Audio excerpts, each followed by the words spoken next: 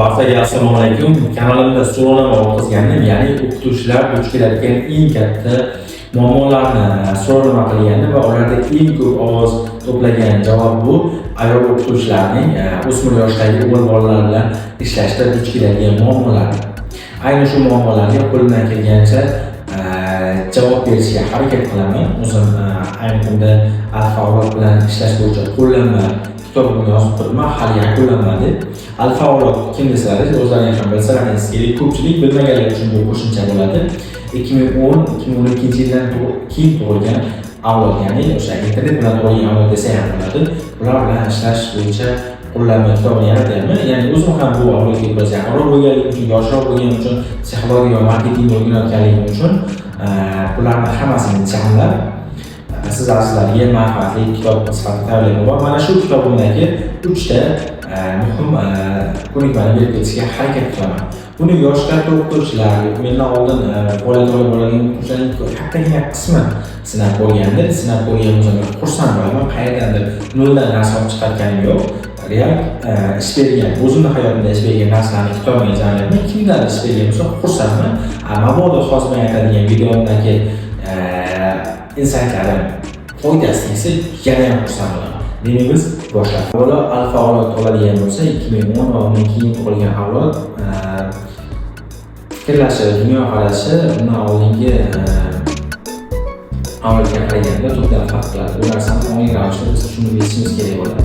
Xo'p, bu yoshdagi o'g'il bolalar chegara qayerda ekanligini ko'pincha tekshirib ko'rishga harakat qiladi. Ya'ni o'qituvchining qachon jahli chiqadi, qachon o'qituvchi hissiyotga beriladi.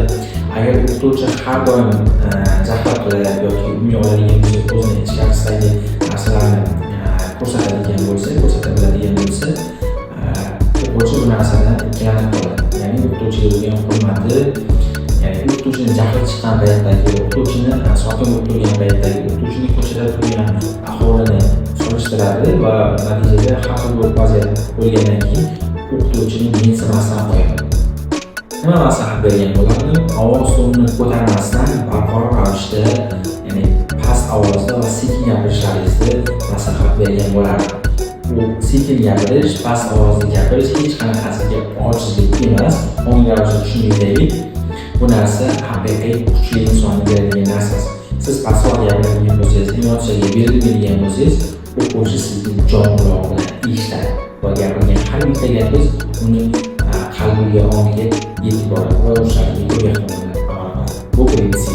Men beradigan ikkinchi tavsiya bu g'alati eshitsa ham testosteron shoki. Ya'ni testosteron shokini siz shaxsiy adolatni bilmang.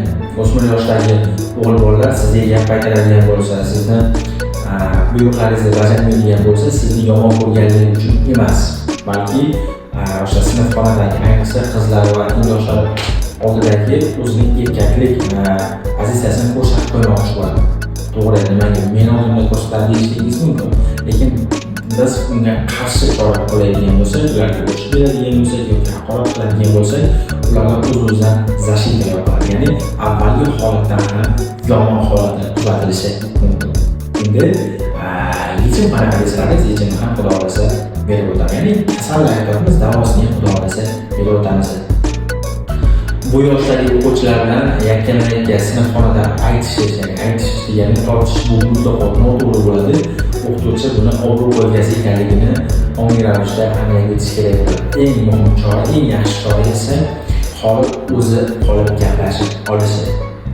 Har qanaqangi o'sha qiziqqon bola ham o'zi gaplashib olinadigan bo'lsa, ya'ni yolg'iz gaplashib olinadigan bo'lsa, o'zining pozitsiyasidan bir necha pozitsiyaga tushib, sizni hurmat qilib gaplaringizni eshita boshlaydi.